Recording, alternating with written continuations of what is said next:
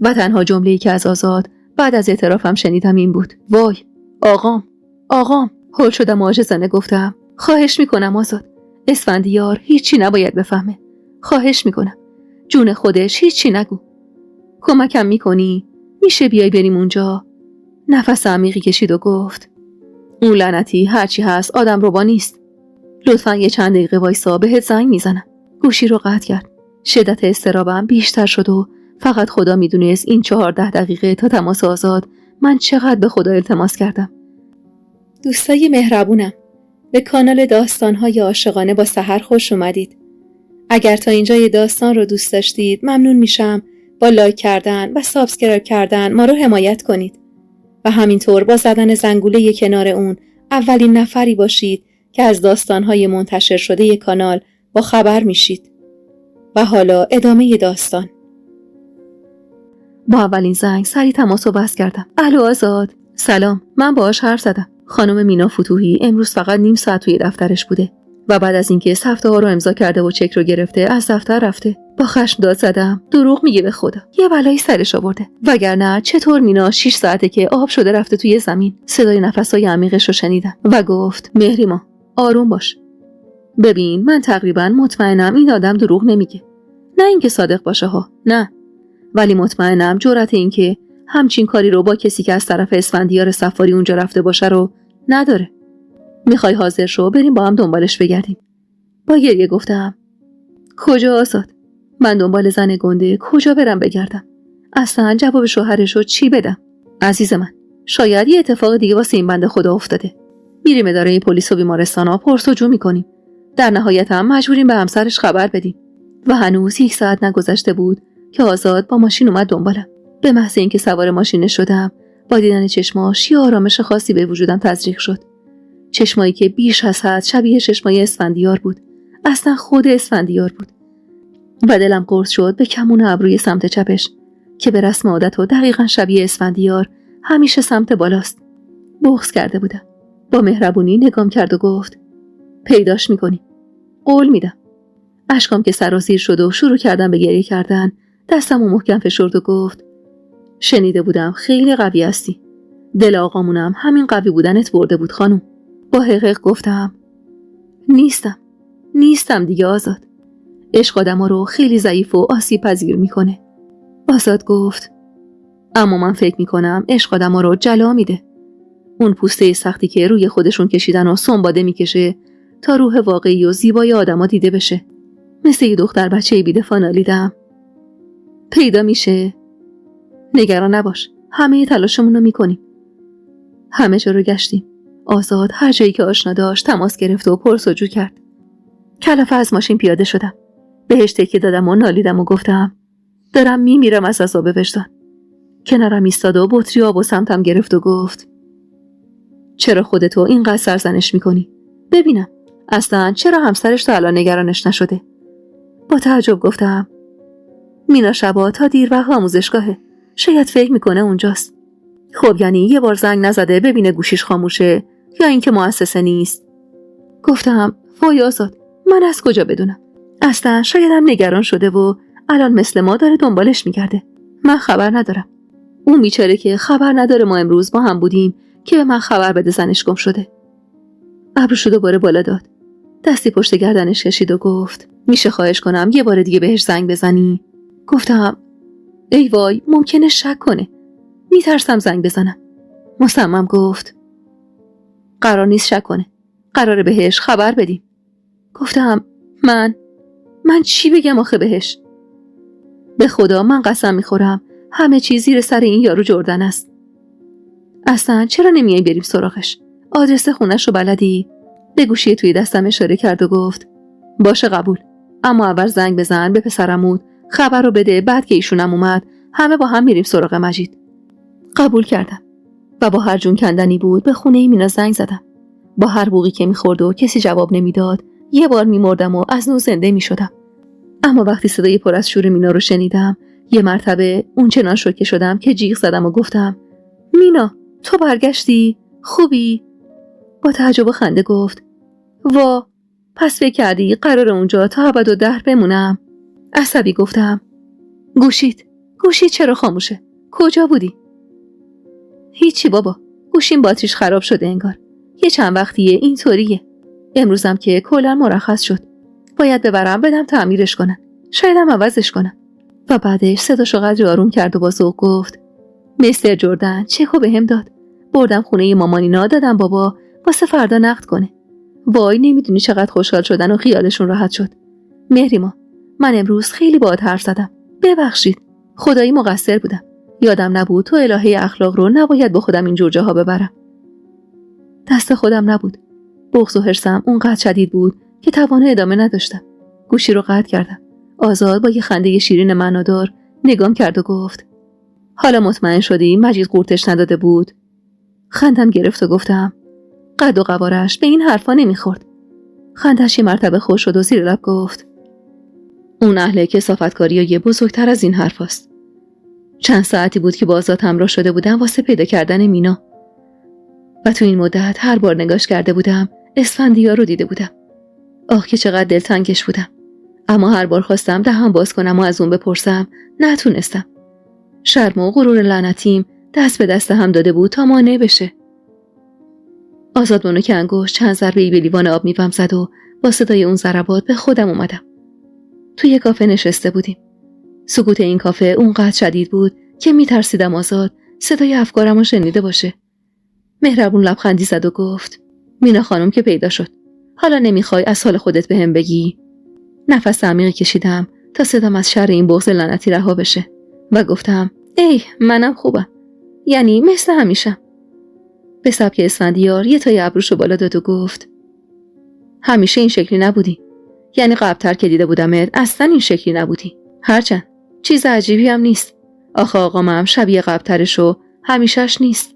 وقتی اسمش اومد و حرف از اون شد چشمام ملتمس‌ترین عالم شد. آزاد این التماسو توی چشمام دید و گفت: از بعد اون جریان کلاً با من حرف نمیزنن. با خاله هم سرسنگین شدن. اما خب هممون میفهمیم که حالش خوب نیست. میترسیدم. از ادامه این بحث میترسیدم. از خودمم میترسیدم. از اینکه نتونم بیشتر از این تاب بیارم. واسه همین گفتم: امیدوارم کدورت بینتون زودتر تموم بشه. هرچند که بهش حق میدم ازت ناراحت باشه. آهی کشید و گفت: خالم میگه تب عشق همیشه تنده. آدما رو کور میکنه. گذشته بی خود و بی جهت رو زیاد میکنه. اما من فقط میخواستم. به اینجا که رسید بغضشون قدر زیاد بود که دلم نمیخواست بیشتر از این ادامه بده. واسه این که بتونم جو عوض کنم جوره از آب میوم نوشیدم و گفتم: خوشمزه استا، پشیمون نیستی قهوه سفارش دادی؟ و دیدم که هر دو دستش رو روی صورتش کشید و بعد از یاه غلیظ لبخند غمگینی زد و گفت: اگه واقعا نمیخوایش دیگه نیا مهریما، بذار تموم شه. این شدت بیرحمی کلام از آزاد برام غیر قابل باور بود. فقط نگاش کردم. درد تو چشماش دیدم و این درد باعث شد فقط زیر لب بگم: خیالت راحت، همه چی تموم شده. اما بازم دروغ گفتم. تو وجود من هیچ چیزی از اون تموم نشده بود. کاش هیچ وقت همه دوست داشتن و نچشیده بودم. کاش زندگیم مثل گذشته ها بیرنگ بود. اما مثل امروز اینقدر که در رنگ پریده نبود. رنگ پریده. بله. همه رنگا، همه چیزای خوب از زندگیم رخت بربستن. امسال کسی توی خونه ما 7 سین نچید. به جای اون 70 دال درد در جای جای خونه رخنه کرده بود. فرامرز مدام سرش توی لپتاپش بود و از افت نرخ سهام هر لحظه احساس می‌کردم ممکنه سکته کنه. اما مدام خودشو دلداری میداد که بعد از تعطیلات سود سهام سر به فلک میکشه و این توهم اونو سر پا نگه می‌داشت. مامان هنوز عزای مهر طلاق فرامرز و مهسا رو داشت. بابا حوصله هیچ کسی رو نداشت. مهسا هم همینطور بود و از رفتارش مشخص بود دوباره یک شکست عشقی جدید رو تجربه کرده. داروهای تجویزی دکتر واسه مشکل بیش‌فعالی امیرعلی هم باعث شده بود تفلک مدام یا خواب باشه یا گیج. و وضعیت من این میون از همه وخیم‌تر اما خاموش‌تر و پنهون‌تر بود. دلم نمیخواست سال جدید رو تحویل بگیرم. حتی اگه قدرت داشتم خودم رو هم تحویل میدادم و واسه همیشه خودم رو ترک میکردم و از شر خودم رها میشدم. خسته بودم. خیلی خسته. خسته از این سوالای تکراری که هر لحظه توی فکرم مرور میشد. یعنی الان کجاست؟ داره چی کار میکنه؟ فکر منم هست؟ اصلا دلش برام تنگ میشه؟ نکنه یه آدم جدید تو زندگیش باشه. از مغزم متنفرم. از این لعنتی که خودش باعث پس زدن عشقم بود و حالا هم یه لحظه یادآوری خاطراتش رو رها نمی‌کرد. مغزم انگار قصد نابود کردنمو داشت. من بیمار شدم. مطمئنم بیماری خودایمنی دارم. تمام اجزای بدنم، مثلا همین مغزم، علیه خودم کار میکنن و برای تباهیم تبانی میکنن. فقط 20 دقیقه تا لحظه تحویل سال مونده. من اگه خونه بمونم با صدای شلیک توپ تحویل سال قطعا قلبم منفجر میشه. به خودم که اومدم روی پل آبر، همون قاتل آهنی میستادم. یعنی این پل قاتل من میشه یا نه؟ منی که اون شب اینجا عشقمو سر بریده بودم. راست میگن قاتل بالاخره یه روز به محل جنایت خودش برمیگرده. نمیترسم، نه از ارتفاع، نه از سقوط، نه از خوف و تاریکی این پل. میشینم و از پشت میله های پل مثل زندانی بند آخر تاریک ترین زندان به خیابون چشم میدوزم. صدای آکاردئون مرد نابینایی که توی پیاده رو شب سال نو غمگین مینوازه چقدر با حال امشب من جوره.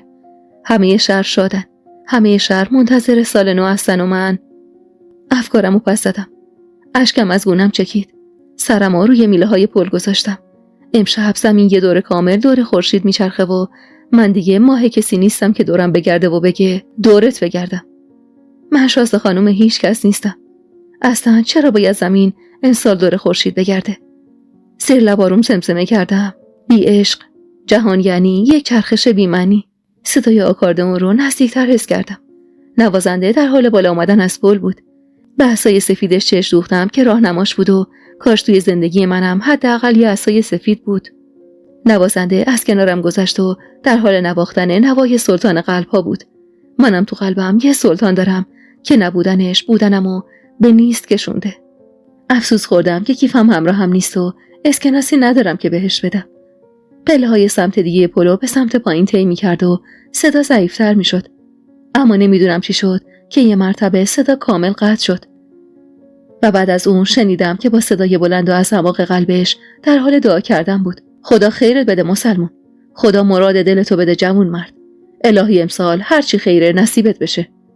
و یه صدا که میتونست همین الان منو تبدیل به یه شب پره با 2 بال طلایی کنه تا کل شهر رو پرواز کنم.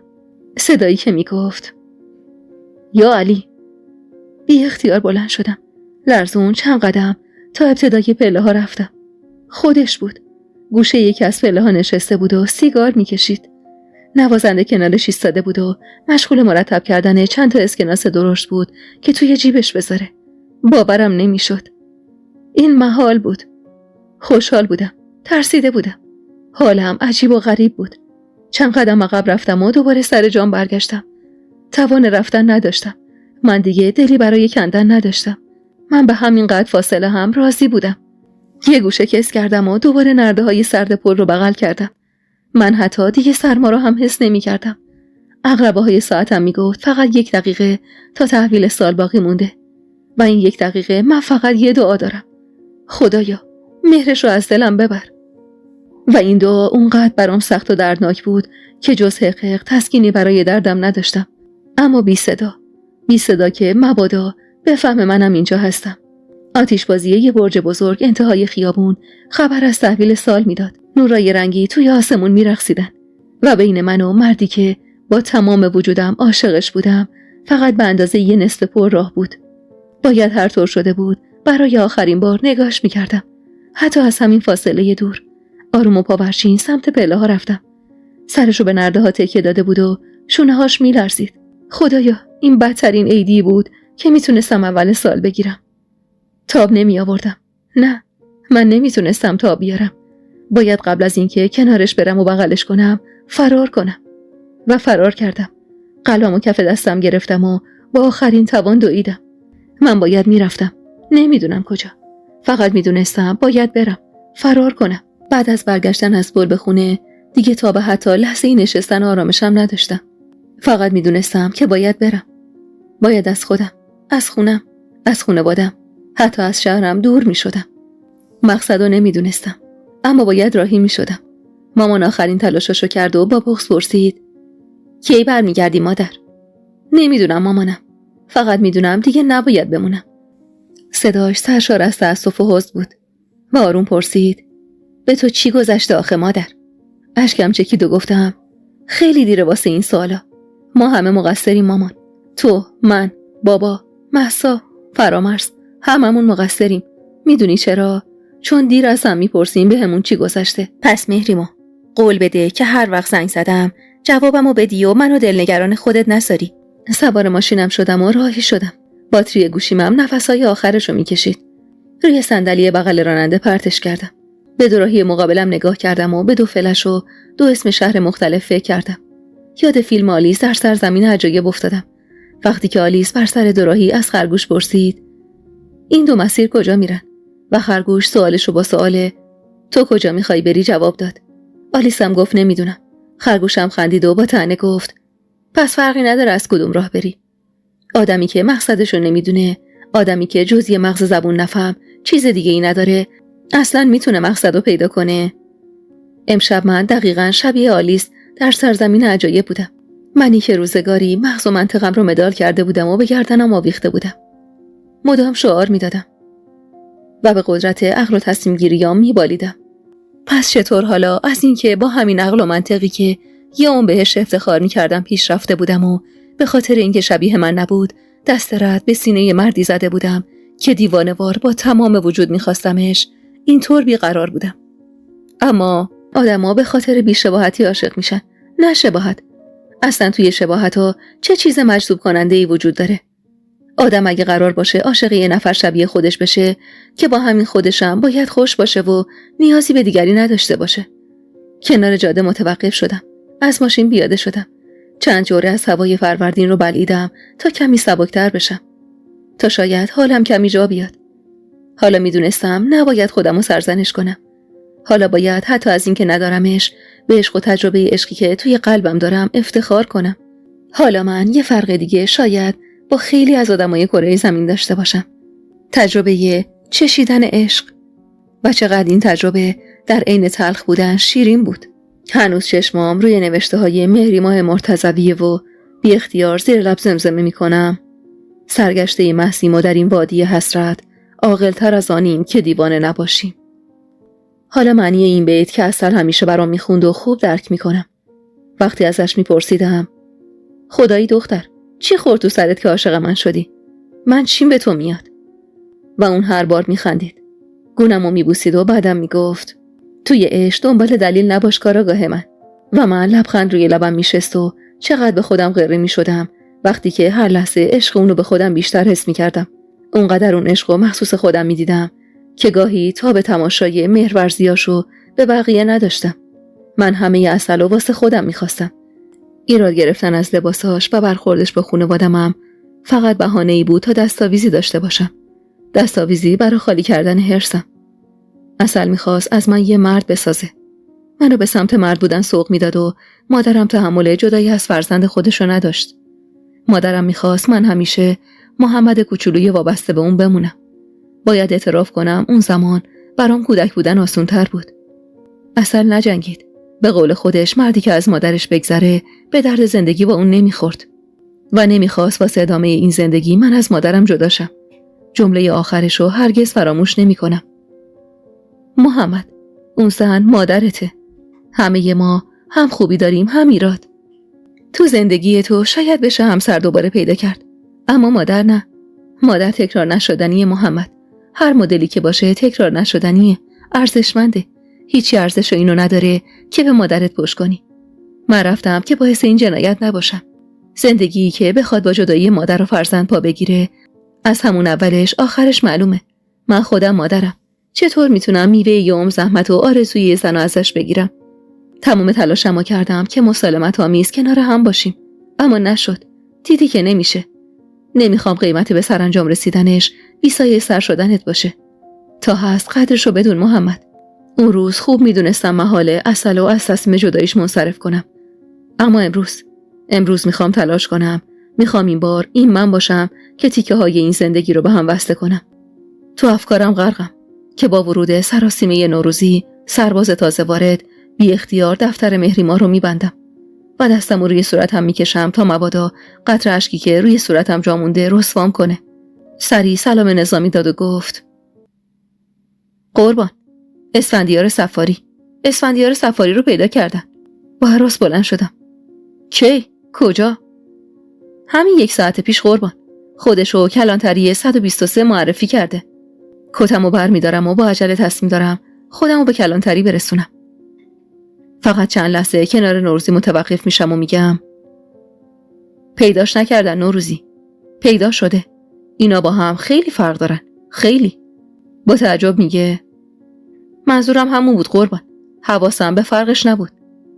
بهشونش میزنم و میگم میدونستم که خودش با پای خودش میاد. میدونستم کسی با دستبند نمیارتش آگاهی. اما وقتی رسیدم متوجه شدم بازپرس مفتاح. اون از عدم حضور من سوء استفاده کرده بود و همین یه ذره تأخیرم رو فرصتی برشمرده بود تا مسئولیت بازجویی از اسفندیار سفاری رو خودش به عهده بگیره. چاره‌ای نداشتم جز اینکه صبور باشم و خشممو کنترل کنم. این بار چندم بود که مفتاح به هر بهونه‌ای به پرونده‌های من ورود پیدا می‌کرد و بالاخره خللی در کارم ایجاد می‌کرد. هر چقدر بیشتر صبر می‌کردم انگار اصلاً تصمیم نداشت این بازجویی رو تموم کنه. دیگه طاقتم تاق شده بود. به سرباز جلوی در گفتم به جناب مفتاح بگو که من اومدم. اما اطلاع از ورودم هم بی نتیجه بود. کلافه و عصبی توی راه میرفتم و مجبور بودم واسه حفظ ظاهر هر چند دقیقه یک بار که یکی از همکارا از کنارم رد میشد با احترام و لبخند احوال پرسی کنم. سرگرد رحیمپور با دیدنم از انتهای راهرو دستشو باز کرد و سمتم اومد. پیرمرد روز به روز گرتر و با مزه تر میشد و خیال بازنشستگی هم نداشت. بعد از سلام بلافاصله گفت تبریک میگم. شنیدم قاتل بزرگو انداختی تو تور. نمیدونم چرا این جمله تا این حد منو متأثر و عصبانی کرد. اما سعی کردم بازم خوددار باشم. 1 ساعت بیشتر از این انتظار لعنتی گذشته. حس میکنم تمام اتصالات مغزم در حال از هم گسیختنه که نجوای تلفن همراهم ناجیم میشه. شماره عسل. هر بار که این شماره روی گوشی میفته دعا میکنم خود عسل باشه. اما اکثر مواقع با صدای نازنین مواجه میشم که گوشی مادرش رو برداشته و با من تماس گرفته و یه چیز جدید ازم میخواد. جواب میدم. بلافاصله نازنین میگه الو بابا محمد خوبی؟ تمام تلاشمو میکنم که متوجه خوب نبودنم نشه. خوبم دخترم. نمیای دنبالم؟ تازه یادم افتاد که امروز قول داده بودم با هم بریم گردش. با شرمندگی گفتم نازگلم بابا واسه‌اش یه مأموریت پیش اومده. فکر کنم قرارمون بشه واسه فردا. باشه؟ صداش سرشار از دلخوری شد. تو آخه قول دادی بهم. بعدش هم امشب خونه یه مامانی اینا یه مهمونی بزرگونه است. من بچم. نباید. حرفش نیمه کارمون و بلافاصله صدای مادر عسل با همون رسمیت همیشه توی گوشی پیچید. سلام محمد آقا. روزتون بخیر. بی اختیار رسمی و با احترام ایستادم و مثل همیشه گفتم سلام. احوال شریف. ممنون ازتون. ببخشید بابت بقولی امروز. یکم گرفتارم. خیلی جدی و با تحکم گفت بله متوجه شدم. اما اگه مقدوره از خانواده محترم درخواست کنید بیان دنبال نازنین جان. امشب باید اونجا باشه. مهمان داریم. درست نیست بچه اینجا باشه. فردا هم مدرسه داره. نمیدونم چرا از حرفاش حس خوبی نمیگیرم. هر وقت که مهمان داشتن نازنین سر وقت توی اتاقش میخوابید. مشکلی هم پیش نمی اومد. قضیه چی بود که واسه این مهمونی کلاً دختر من باید حذف میشد. گیج و سردرگم بودم. اما سعی کردم آرامشم رو حفظ کنم و گفتم مادر شهرستانه. اما اگه اینقدر حضور نوبتون آزاردهنده است لطفاً یه ماشین با آدرس محل کارم بگیرید و بفرستیدش بیاد اینجا. مشخص بود که از کنایه کلامم به شدت عصبی شده که گفت محل کار شما جای بچه نیست جناب. همونطور که مهمانی خواستگاری مادرش جای بچه نیست. ممنون از درک بالاتون. روز بخیر. و صدای بوقای ممتدی که جیغ میکشیدن و خاک بر سر شدنم رو تایید میکردن. باورم نمیشه. اصلا محال ممکنه. عسل من خواستگاری مگه میشه؟ اون زن منه. مادر بچه منه. عسل هنوزم واسه منه. اصلا مگه میشه قلب من در گروی اون اینطور اسیر باشه و اون بخواد به فکر ازدواج با یکی دیگه باشه؟ اما انگار کسی توی سرم میکوبه و میگه مگه نه این که خودت ازدواج کردی و قید عسل زدی و با یکی دیگه خواستی بقیه زندگی تو ادامه بدی؟ تو همین حالم که یه مرتبه در اتاق باز شد و مفتاح با یه لبخند پیروزمندانه پرونده رو بالا گرفت و رو به من گفت تموم شد پسر. شیرینی بده. فقط گنگ نگاش میکنم. نمیفهمم چی میگه. جلوتر اومد و به شونم زد و گفت سفاری اعتراف کرد. پرونده تموم شد. سر چرخوندم و از همون اندازه کمی که در باز بود نیمرخ مردی رو دیدم که روی صندلی نشسته. دستش روی میز بود. سرش رو روی دستش گذاشته بود و چشماشو بسته بود. چقدر شبیه توصیفات همسرشه. توصیفای همسرش حتی از عکساشم به اسفندیار واقعی شبیه تره. اما مگه میشه همه چیز به همین راحتی تموم شه؟ تموم شدن که آسون نیست. جلو رفتم. پرونده رو از مفتاح گرفتم و همزمان که وارد اتاق می شدم گفتم مقتول از پشت سر بخورده. خب یعنی چی؟ در رو محکم روش بستم. صدای در باعث شد اسفندیار چشماشو باز کنه. سمتم برگشت. چشماش دقیقاً همون طوری بود که مهریماه مرتضوی نوشته بود. با حرکت سر سلام داد. چقدر خستگی از وجود این مرد میبارید. جلو رفتم. پرونده رو روی میز گذاشتم. کتمو به صندلی آویزون کردم و مقابلش نشستم و بعد پرونده رو باز کردم و پرسیدم پس اعتراف کردید برادر زن سابقتون رو با ضربات چاقو از پشت به قتل رسوندید. عمیق نگام کرد. نمیدونم نگاهش غم انگیز بود یا ترسناک. بعد از ملاقات با اسفندیار سفاری دوباره رفتم سراغ دفترچه مهریماه مرتضوی که اینطور نوشته بود. تصمیممو گرفتم. راهی اصفهان شدم. تازه غروب شده بود. کنار زاینده رود پیاده شدم. اصفهان مملو از مسافران نوروزی بود. به 2 شیر سنگی مقابل پل خواجو نگاه کردم.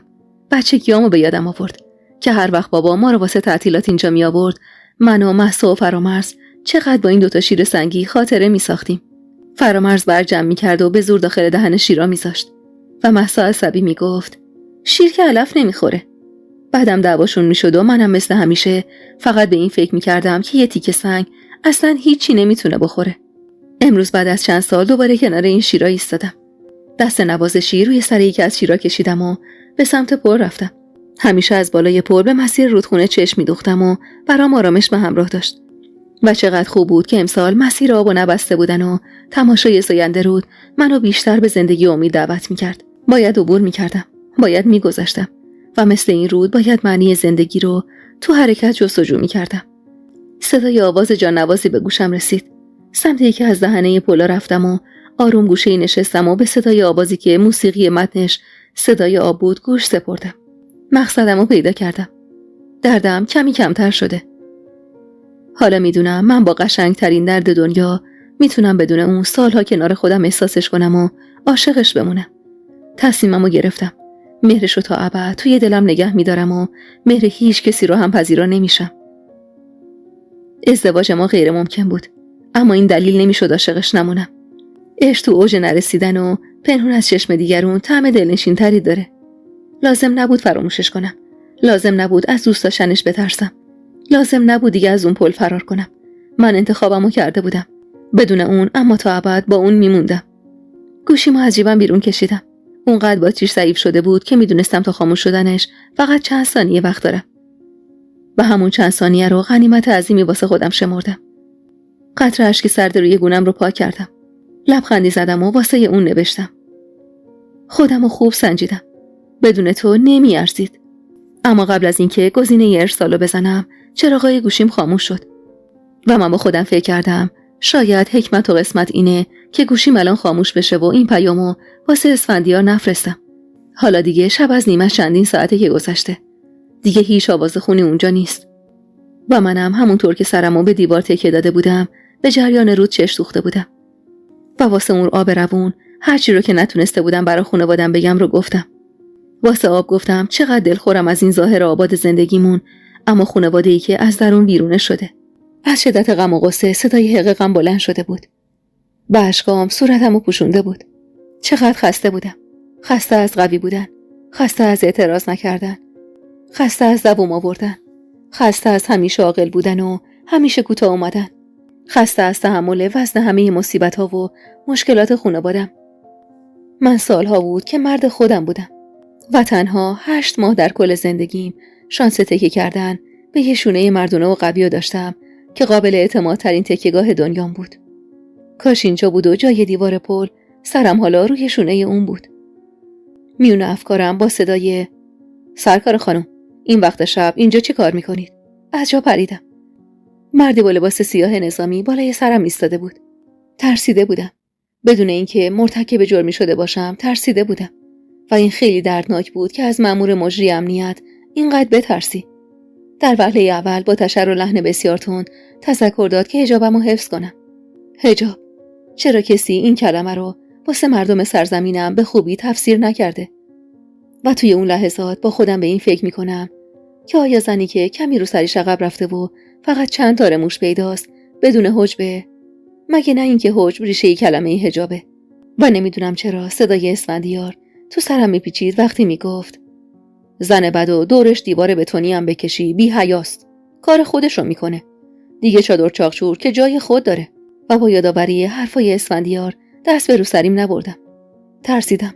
اما ترسمو نشون ندادم و جلو رفتم و گفتم ببخشید. این همه راه اومدین تو دل این تاریکی به هم تذکر بدین حجابم رو رعایت کنم. اونم این موقع شب وقتی هیچ کسی اینجا نیست. حجاب من رعایت شده است جناب. که اگه نبود اینجا تک و تنها نبودم. میشد یه جای بهتر و گرمتر باشم. اینا رو گفتم و خودم آماده کردم واسه یه دردسر بزرگ. واسه اینکه از جایگاهش سوء استفاده کنه و جوابمو به بدترین نحو ممکن بده. چند ثانیه مکث کرد. انگار در حال فکر کردن به چیز خاصی بود و بدون اینکه نگام کنه گفت دیر وقت خانم. تا منزل همراهیتون میکنیم. نفسمو از سینه رها کردم و گفتم ممنون. راه طولانیه باعث زحمت نمیشم. شب بخیر. و خواستم از کنارش بگذرم که گفت دیشب برای چند تا خانم همین حوالی مشکل پیش اومده. این وقت شب ماشین گیر نمیاد. همکارام میرسوننتون منزل. سویچمو از جیبم بیرون آوردم و گفتم ماشین هست. منزلم تهرانه. اصفهان نیست. هیچی نگفت و نمیدونم چرا دیگه ازش نمیترسیدم. اونقدری که جرأت کردم و گفتم ببخشید. تلفن همراهم خاموش شده. مادرم حتما نگرانه. میشه از تلفنتون یه تماس بگیرم؟ سری تلفنشو از جیبش در آورد و سمتم گرفت. با مامان که داشت از نگرانی میمرد تماس گرفتم و خیالشو راحت کردم که دارم برمیگردم تهران و هر چقدر اصرار کرد که شبونه به جاده نرم قبول نکردم. باید برمیگشتم. تکلیفم با خودم تا حدود زیادی مشخص شده بود. به بحث این که به خونه رسیدم و تلفنم رو روشن کردم سیل پیام‌های تبریک سال نو یکی بعد از دیگری گوشیمو میلرزون. اما من به سالی که مبارک بودنشو صدای معشوقت هنوز تایید نکرده باشه بدبین بودم. میونه پیاما فقط پیام تبریک و احوالپرسی آزاد قدری به جونم جلا داد. این پسر منبع آرامش بود. آزادی روحش از 1000 فرسخی مشخص بود. بعضی وقتا به این حدث رها بودنش حسادت میکردم. به این که تو دنیا هیچ چیزی قادر نبود روحش رو اسیر کنه و زنجیر آزادیش بشه. 5 روز از 13 روز تعطیلات عید گذشته بود و این روز 5م تعطیلات دیگه حتی از جمعه ها هم قاتل‌تر شده بود. آزاد مثل تموم این مدت به موقع زنگ زد. از روی تخت بلند شدم و نشستم و مشغول حرف زدن شدم. از هر دری حرف داریم. برام از هم دانشگاهیاش گفت. از پروژه های کاریش، از خونه، از خالش، حتی از یاسر. از همه گفت به جز اون. اما من توی تک تک جملاتش دنبال اون میگشتم. اصلا تنها دلیلی که دلم میخواست با آزاد حرف بزنم مطلع شدن از حال اسفندیار بود. شاید به روی خودم نمی آوردم. اما تو اعماق وجودم دقیقاً به همین دلیل با آزاد حرف می زدم. میونه صحبتم با اون یه مرتبه در اتاقم باز شد. با دیدن صورت رنگ پریده و هراسون فرامرز انگار یه گربه وحشی روی قلبم پنجه کشید. صداش غرق وحشت بود. مهریما، بدبخت شدم. دست باچه شدم و با کلمات منقطع سعی کردم با آزاد خدافزی کنم و تماس رو قطع کردم. فرامرز عاجزانه 2 دستش رو روی سرش گذاشته بود و مینالید. سهام ریخ مهریما. خونه خراب شدم. راست میگفت. خونه خراب شدیم. ریزش نرخ سهام از یه طرف و درخواست یکی از مشتریا برای انتقال حسابش به یه بانک دیگه بدترین تیشه برای این خونه خرابی بود. نابود شدن فرامرز و ذره ذره مقابل چشمام میدیدم. اما این وسط همه خانواده فکر میکردن علت این احوالات فرامرز جداییش از نسترن و پرداخت مهریش بوده. و فقط من میدونستم که چه بلایی سر فرامرز اومده. به هر دری با هم زدیم. هیچ دری باز نشد و در عوض درها روی سرمون خراب میشدن. فرامرز دیگه تلاشی نمیکرد. حرفم نمیزد و این منو بیشتر میترسون. این ترس باعث شد که همراه خانواده توی مراسم عقد دختر خالم شرکت نکنم و همراه فرامرز خونه بمونم. نگرانش بودم. هر چند دقیقه یک بار به بهونه‌ای به اتاقش میرفتم. یا خواب بود یا دیوانه‌وار دور اتاق قدم میزد و فکر میکرد. سعی میکردم آرومش کنم، اما واقعا خودمم هیچ دریچه امیدی حس نمیکردم. موهاش توی این مدت سفیدتر و کم پشتر شده بود و گودی زیر چشماش دلمو به درد می آورد. آخرین بار نگام کرد و گفت دست کم 30 سال حبسه. دستشو گرفتم و گفتم وکیل میگیریم فرامرز. اصلا از کجا معلوم، شاید سهام یهو رشد کرد. اون وقت میتونی بدهی مشتریا رو بدی. شونه هاش لرزید و گفت دیگه نمیخوام نگرانش باشم. تو هم نگرانم نشو. برو اتاقت استراحت کن. رفتم، اما دل بیچاره‌ام به قول مامان 1000 راه میرفت و انتهای هر کدوم از این 1000 راه فقط صورت دردمند برادرم بود و تصویر آخر صورت خونالودش پشت پلکام ظاهر میشد. یه مرتبه بلند شدم، سمت اتاق دویدم. در بسته رو باز کردم و خودم رو توی اتاق انداختم. 4 پایه هنوز زیر پاش بود، اما تناب دور گردنش رشه به تمام جونم انداخت. التماسش کردم، پاهاشو بغل کردم و زجه زدم. به خدا التماس کردم. زورم بهش نمیرسید و اونم تصمیمش رو واسه تموم کردن خودش گرفته بود. نالیدم و گفتم فرامرز، به خدا درستش میکنم. درست میشه. نزول میگیریم، بدهی رو میدیم، بعد خورد خورد پولو بر میگردونیم. با دردمندی گفت هیچ کس اینقدر پولو نزول نمیده. سرم رو روی پنجه پاهاش گذاشتم و حقیق زدم. جردن، مجید جردن، اون میده فرامرز. نفرین مینا دامنمو گرفته بود. چقدرم زود گرفته بود. دامن زندگیمو گرفت و سیاه سیاهش کرد. چند ساعتی بود در مقابل برج آبی در دریای تردید غوطه‌ور بودم. بدترین مصیبت از نظر من این بود که بین بد و بدتر توی تردید بمونی. چند بار شماره آزادو گرفتم تا قبل از اینکه پامو توی برج جردن بذارم بهش اطلاع بدم. اما نه، من توان توضیح نداشتم. توان توضیح توف سربالا رو نداشتم. مخصوصا اینکه یکی از حسابای خالی شده حساب اسفندیار توی مؤسسه بود. خدایا، چه کار میتونستم بکنم؟ اگه همه دارایی کل خانواده‌ام رو هم میفروختیم، شاید فقط جبران یکی از حسابای خالی شده بود. تنها امیدم به خبر امروز صبح فرامرز از رشد 20% سهام بود. شاید اگه این رشد ادامه پیدا کنه چند ماه دیگه ضرر جبران بشه و بتونیم همون مقداری که برداشته رو به حسابا برگردونیم. اما این چند ماه اگه مؤسسه و صاحبین حساب متوجه میشدن، فرامرز نابود میشد. وقتی به قیافه حق به جانب کامران دلفانی فکر میکردم که چطور فاتحانه ریشخند میزنه و برادرمو به زندان میندازه، انگار انگیزم بیشتر میشد. میخواستم فرامرز موقعیتش رو حفظ کنه و همچنان رئیس شعبه بمونه. نمیخواستم خانواده‌ام بیشتر از این عذاب بکشن.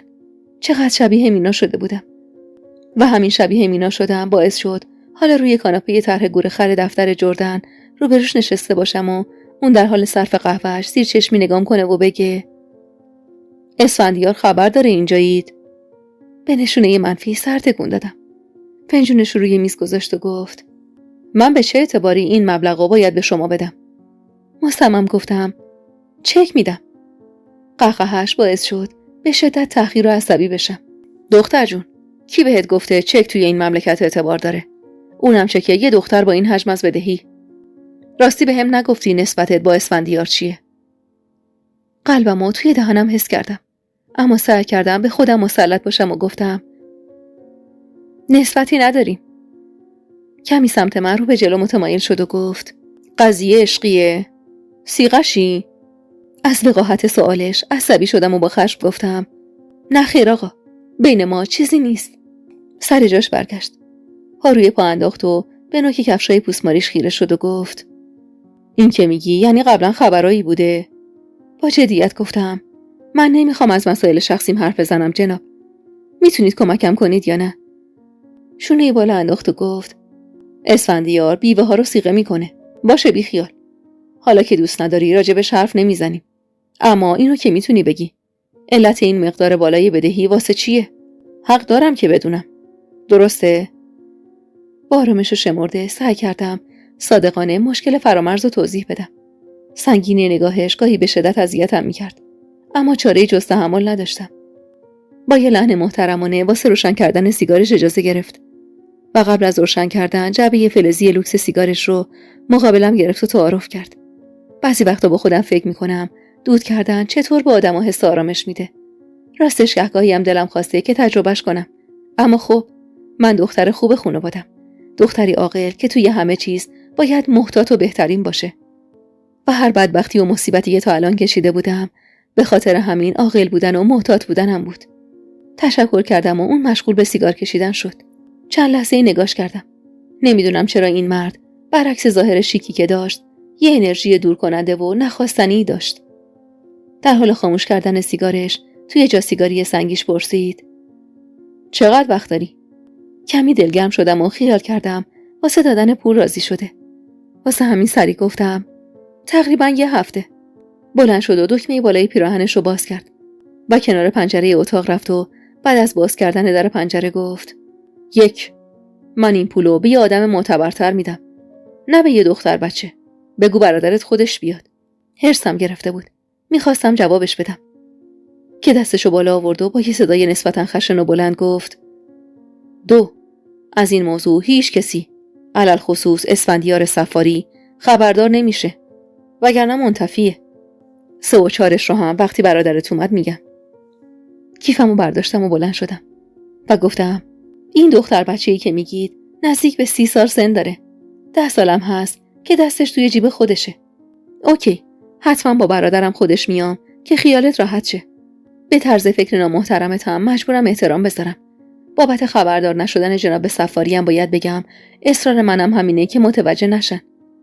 چند قدمی نزدیکم شد و دوباره خیره نگام کرد و گفت: نمیخوره بهت. اخم کردم و با حرکت سر منظورش رو پرسیدم. لبخند کجی تحویلم داد و گفت: سن و سالت، هرچند واسه یه مرد 40 ساله بازم تو دختر بچه محسوب میشی. دست خودم نبود. با تعجب نگاش کردم. اصلا باورم نمیشد 40 سالش باشه. تقریبا هم سن و سال اسفندیار بود، اما خیلی کم سن‌تر نشون میداد. شایدم به خاطر جثه نسبتاً ریزش بود. به موهای پر و مشکیش که نگاه میکنم دلم واسه موهای برادرم که هم سن و سال اونه آتیش میگیره که توی این مدت چقدر کم پشت و سفید شده بودن. بالاخره وقت خداحافظی شد، اما نمیدونستم باید اونو آقای چی صدا کنم. از موسیقی بودن اسم جردن بی اختیار بدم میومد. واسه همین پرسیدم: جسارتاً من اسم فامیلی شما رو نمیدونم. باز یه لبخند کش تحویلم داد و گفت: مجید جردن هستم. تعجبمو که دید سمت کشوی میزش رفت. یه کارت شناسایی بیرون آورد و نشونم داد. کارت قدیمی بود و توی عکسش کم سن و سالتر نشون میداد. اسمشو آروم زیر لب خوندم: مجید صبر ایوب. بی اختیار خندم گرفت و میون خندم با زرنگی تاریخ تولدشو نگاه کردم و مطمئن شدم که واقعاً 40 سالشه. خندمو حس کرد و با احترام گفت: بله، آقای صبر ایوب هستم. و بعد از اون قهقه زد و میون خنده هاش گفت: نشونت دادم که به هم حق بدی که با همون مجید جردن راحت تر باشم. از بچگی عاشق این محله لعنتی بودم و به دروغ به همه، حتی تو دانشگاه هم میگفتم بچه جردنم. صبر ایوب، آخه اینم شد فامیلی، اونم واسه یه آدم بی صبری مثل من. لبخند کمرنگی زدم. نزدیکتر شد، طوری که این نزدیکی منو میترسون و در گوشم با یه لحن خاصی گفت: خیلی بی صبرم، مخصوصاً وقتی موعد پرداختشه که بدهکارم میشه. با ترس چند قدمی عقب رفتم و چند سرفه کردم و گفتم: با اجازهتون، تا فردا خدا نگهدار. جواب خداحافظیم رو فقط با حرکت سر داد و من توی اون لحظات چقدر دلم میخواست پرنده بودم. 2 بال داشتم و با تمام قوا از اونجا فرار میکردم. و بالاخره فردا رسید و اون چی که نباید میشد شد. توی رستوران نشسته بودیم. فرامرز با اشتها چنگالشو توی یه تیکه از استیک بزرگ فرو کرد و با ولم مشغول خوردن شد و همزمان گفت: عجب دم و دستگاهی داشت یارو. جبروتش منو گرفته. جبروت مجید جردن واقعا چی بود که فرامرز دیده بود و من قادر به دیدنش نبودم. بغض داشتم. از وقتی من و فرامرز چک و سفته ها رو امضا کرده بودیم، برعکس اون من اصلا آروم نشده بودم. استرسم بیشتر شده بود، اما سعی می‌کردم به خاطر فرامرزم که شده ظاهرم رو حفظ کنم. صرف سالاد و مقابلم هل داد و گفت: غذا که سفارش ندادی، لااقل سالاد تو بخور. برا دلخوشی شمپر کاهو رو به زور توی دهنم گذاشتم. با چشمک و لبخند گفت: نگفتی کلک، این یارو رو از کجا گیر آوردی؟ چه فرقی میکنه از کجا گیر آوردم؟ یکی از دوستان معرفیش کرد. خندید و گفت: برو بابا، منو سیاه نکن. تابلو بود یارو، یه جور خواهان نگات میکرد. چیه؟ خبریه؟ دوست پسرته؟ واسه این بود کاپیتان رو جواب کردی؟ والا حقم داشتی. کل ثروت خاندان کاپیتان اندازه یه خونه اینم نیست. اوف مری، دیدی تو پارکینگش چه ماشینایی پارک بود؟ همش واسه خودشه. بزن تو گوشه یکی از اون ماشینا دختر، یکم زرنگ باش. دلم میخواست توی گلوم انگشت کنم و همون چند پر کاهو رو هم بالا بیارم. برادرم چطور میتونست اونقدر نسبت به من بی غیرت باشه؟ چطور نگرانه اون مقدار از شگفت‌افته هایی که من هم روش امضا کردم نبود؟ باید هر طور شده بود حرفو عوض میکردم، وگرنه قطعا امروز روز مرگ من میشد. واسه همین گفتم فرامرز، میدونی فقط دلم به چی خوشه؟ لیوان دوغشو یه نفس بالا کشید و گفت هان. این آدم قطعا هوش اقتصادی بالایی داره. وقتی از سهامت گفتی خیلی قطعی گفت تا 1 ماه دیگه سودش خیلی نجومی میشه. دلم قرصه که تا 1 ماه دیگه طلبشو با سودش میدیم. همین امروز هم حساب مشتریا رو پر کن. با خنده پر از شیطنتی گفت حالا که قراره سودش نجوم میشه، چطوره با همین پول سرمایه گذاری کنم دوباره؟ عصبانی و سری گفتم حتی شوخیشم قشنگ نیست. اعتبار و جایگاه توی مؤسسه رو تو همین الانشم معجزه است که از دست ندادی. تا گندش در نیومده پرونده این رسوایی رو ببند فرامرز. قهقه زد و گفت باشه بابا، نترس خانم معلم، حواسم هست. اما من میترسیدم از اینکه بدهیم روز به روز بیشتر میشد. میترسیدم از نزول، میترسیدم حتی یه روز توی خواب و خیالم فکر نمی‌کردم که مجبور بشم پول نزول بگیرم. نزول هر روز سود پرداختیش بیشتر میشه و توی چشم برهم زدن مقدار بدهیت چند برابر میشه. احساس میکردم که توی مرداب غرق لجن گیر افتادم و حتی یه تیکه چوبم اطرافم نمیبینم که خودم رو نجات بدم. فقط فرامرز بود که اطراف اون مرداب ایستاده بود و با یه لبخند ساختگی بدون اینکه دست کمکی سمتم دراز کنه خیال دلداریمو داشت و مدام آرومم میکنه که قویه، که این مبلغو به زودی پس میده و از زیر دین مجید جردن در میای. من مطمئن بودم بعد از پرداخت کامل بدهی مجید جردنم من اون آدم سابق نمیشم. من شاید اصلا دیگه آدم نشم. من میدونم امروز و این موجود هرگز از صفحه زندگی و ذهن من پاک نخواهند شد. مؤسسه روزای اول شروع سال تقریبا خلوت بود و فرصت مناسبی برای عرض اندام کامران دلفانی بود که حلقه به دست از مسافرت نوروزی برگشته بود و با آب و تاب نامزدیش با دختر فلان سفیر ایران توی فرانسه رو اعلام میکرد. چقدر این موجود توی این نقطه از زندگیم برام بی اهمیت ترین بود و به وضوح حس میکردم که حداقل 80% این نامزدی برای مثلا تحقیر من و تحریک حسادتمه. وقتی اونطور با طعنه رو بهم گفت بالاخره هر کسی باید بگرده و همشن و منزلت خودش رو پیدا کنه. در جواب این جملهش لبخندی زدم و گفتم از صمیم قلبم بهتون تبریک میگم. واقعا خیلی خوشحال شدم که از این به بعد کمتر مجبورید اینجا باشید و کار کنید و خسته بشید و بیشتر میتونید در کنار نامزدتون وقت بگذرونید. اما در واقع با همه وجودم دوست داشتم فریاد بزنم ببین دکمه طلایی، تو سر تو باتم طلا کنی شأن و منزلتت نهایتاً اندازه یه نخود فرنگیه. و چقدر حالا از همیشه بیشتر دلتنگ اسفندیار بودم. بی اختیار نگاهم به در شیشه مؤسسه خوش شد. در اتومات باز و بسته می شد و من با خودم فکر می کردم چی می شد اگه با باز شدن این در چشمام ورود اونو می دید.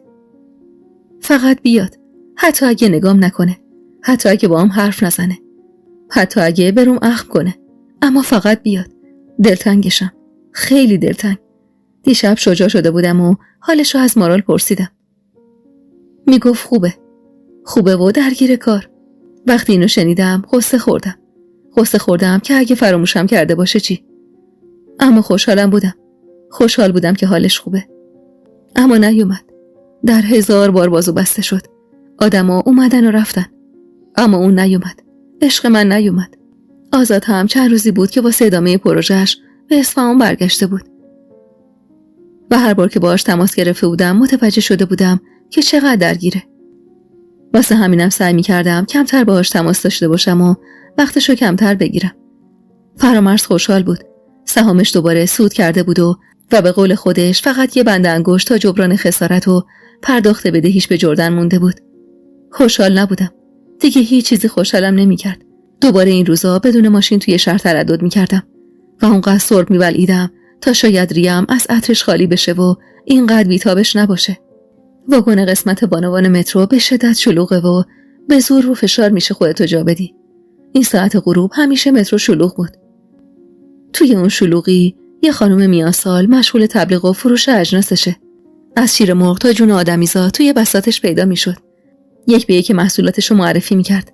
اما وقتی که نوبت معرفی لیف سفید دو دستش شد، کل واگن خندیدن. با صدای بلند و آب و تاب میگفت: لیف بی کسی. خانما، لیف بی کسی نمیخرید؟ لیف بی کسی. همه خندیدن و من بغض کردم برای آدمای بی کسی که شاید برای همه عمرشون به یکی از این لیفا نیاز داشته باشن. مثل خودم که بی کس ترین بودم. به ایستگاه مقصد رسیدم. یه لیف بی کسی هم خریدم و از پله‌های طویل مترو بالا رفتم. گوشیم لرزید و یه پیام داشتم. این آدم اسمش هم منو میترسون. وقتی متوجه شدم پیام از مستر جردنه، جرأت باز کردن و خوندنشو نداشتم. بیرون ایستگاه ایستاده بودم که راننده داد میزد و مقصد منو میگفت. سید خندان 2 نفر. و من پیامو خوندم و سوار تاکسی شدم و شروع کردم به خوندن پیام. سلام مهری ماه عزیز. میخواستم بهت زنگ بزنم.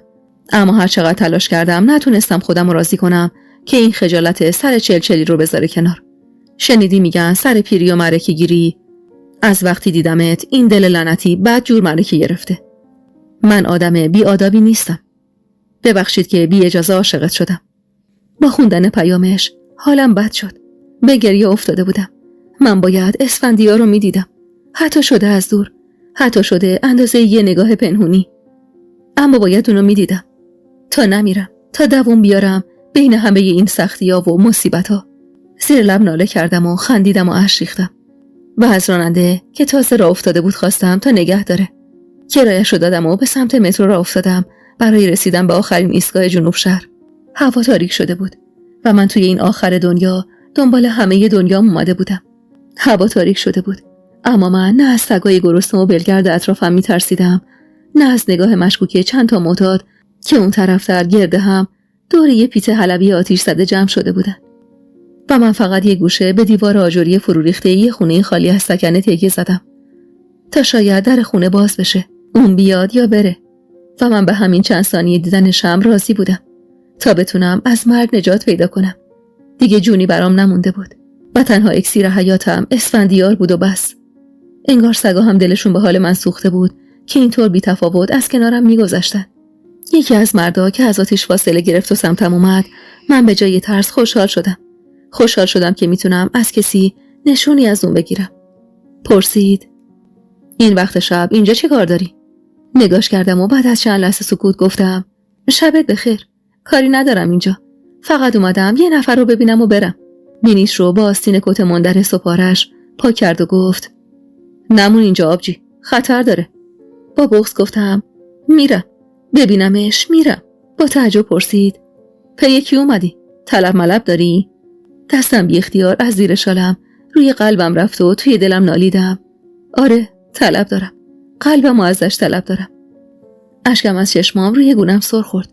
بیچاره با دیدن حال من مشخص بود ناراحت شده و سری میخواست کاری برام کنه. یه دستمال کهنه از جیبش بیرون آورد و سمتم گرفت. به دستمالی از یه چرک توی دستش خیره شدم.